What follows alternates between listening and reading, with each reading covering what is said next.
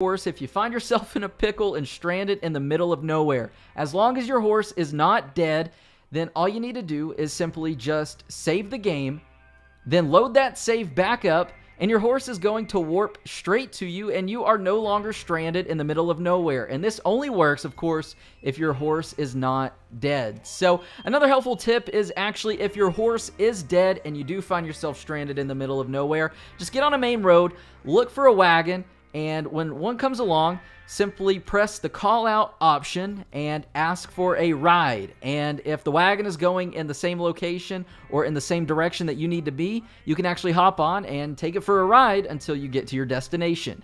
Number 9, how to skip the cutscene where you skin animals. Now, don't get me wrong, the cutscenes for skinning animals in the game are amazing, but as gamers, we are impatient, and after the first 2 or 3 times that you go through one of these animations, you're like, okay, because some of them take a little bit longer than others. For example, skinning a bear. Well, this tip is actually from Red Dead Redemption 1, and it still works in Red Dead Redemption 2. After you kill an animal, all you need to do is place your horse over the animal carcass, get off, and press the option to skin the animal. And it's actually going to skip over the long cutscene or animation in doing so, and it's simply just going to instantly skin the animal for you, and you're good to go. Number 8, the log. So this one is a little more apparent than the others, but if you press left on your D-pad, you're going to pull up your log with 3 tabs: challenges, tasks, and notifications. The challenges is very nice because it'll bring up challenges that you can do in the area to gain honor and rank up in the game. Tasks, in case you've got so many things going on at once that you forget what you're doing, you can simply pull those up. And notifications, which is not currently being used, and it's most likely going to start being used when Red Dead Online releases. Number 7, jump to your horse. This is one of those minor details in the game that is very nice to have. If you find yourself out of ammo and running from the bad guys, or trying to get away from some bounty hunters without killing anybody, and your horse is below you and you are on a ledge or a small cliff, as long as your horse is close enough to you and the ledge is not too high up, you can actually jump straight to your horse, hop on, and ride away into the sunset. Number 6, how to aim down sight in first person. This is very simple, but the feature is kind of hidden in the game. All you need to do is press down on the D-pad and you will actually aim down sights. Another helpful tip is to shoot up in the air when trying to intimidate enemies or rob stores without really killing anybody. All you need to do for this is just press up on the D-pad and you can simply shoot your gun in the air. Number 5. Don't be afraid to pick up rare weapons in the game, or any weapons whatsoever. If you have customized your weapon and it's very nice, but you're out of ammo and it's all you have and you need to pick up another weapon, or you find a rare weapon, don't be afraid to do so, because picking up weapons off of the ground will not completely get rid of the weapon that you did drop. That weapon will simply just spawn back into your horse, satchel, or bag, and you can simply access it from there at any given time in the game. Number 4, I'm going to show you how to fix those sluggish controls in the game if you're really not feeling those. So once you pull up your control options, go to aim/look acceleration and move that 2 notches from the right. Aim sensitivity, above that, move that 5 notches from the right. And look sensitivity, move that 6 notches from the right. Now go up to aim assist strength and move that all the way down.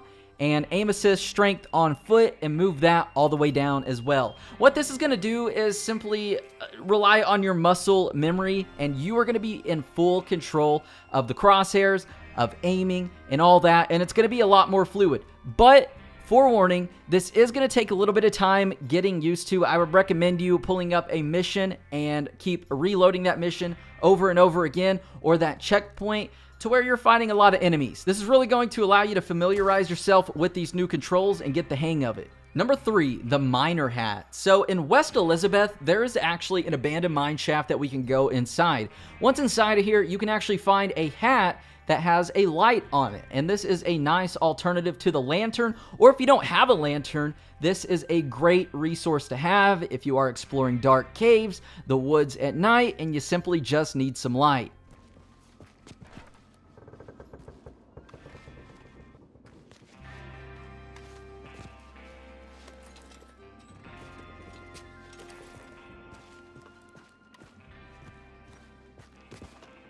Number 2, how to customize your character and your loadout from your computer or your phone. Whether you're at school, on a long car ride, on the go, at work somewhere, and you got some spare time, or you're bored and you want to get your character and game ready for when you get home, all you need to do is simply have your PlayStation or Xbox account linked to the Rockstar Social Club, sign in, go to Red Dead Redemption 2, access the catalog, and with all of this stuff linked together, you can actually buy food, clothes, weapons, customize your loadout, and all of that stuff from either your phone or your computer from the Rockstar Social Club. And it's all linked together, so as long as you have money in-game, you can do this from your phone or computer. And number one, we have a money glitch. Now, for those of you who are going to get your panties in a bunch about this, this is in single player, so it is not affecting anybody's game except for yours. So don't worry. If you don't like glitches, you don't have to do them. But if you do want to do this money glitch, this is going to allow you to get at least $15,000 in under 4 minutes in the game. All you need to do is go to this ghost town in New Hanover. Once here, make your way to the sheriff's office. Inside, you're going to find a box under the desk. Inside of the box, you're going to find a gold brick and a piece of paper. If this has the piece of paper, you know that this will work. If this does not have a piece of paper inside the box, unfortunately, this won't work.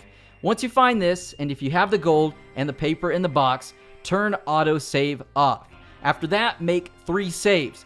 One is a save without doing the glitch, one is a save for the glitch, and the final one is a backup of the glitch in case anything goes wrong.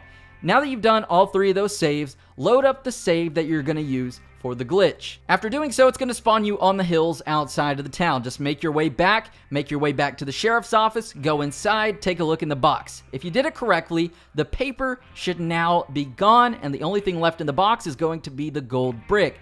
Now that you've got the gold brick, go ahead and take that, and what you're going to notice is that it's still there, and you can actually store 30 gold bricks. So take them until you can no longer take them anymore, go to a fence, and sell them for an easy $15,000. And you literally just made $15,000 in under 4 minutes. That's how long it took me to get from the sheriff's station to the nearest fence. And you can keep repeating this for as long as you want or until Rockstar Games patches it. Well, those are 10 tips, tricks, secrets, and a glitch in Red Dead Redemption 2. Hopefully I helped you out, and hopefully you learned something new from this video. If so, please consider leaving a thumbs up. It really goes a long way. Consider subscribing as well for some more daily video game content and Red Dead Redemption 2 tips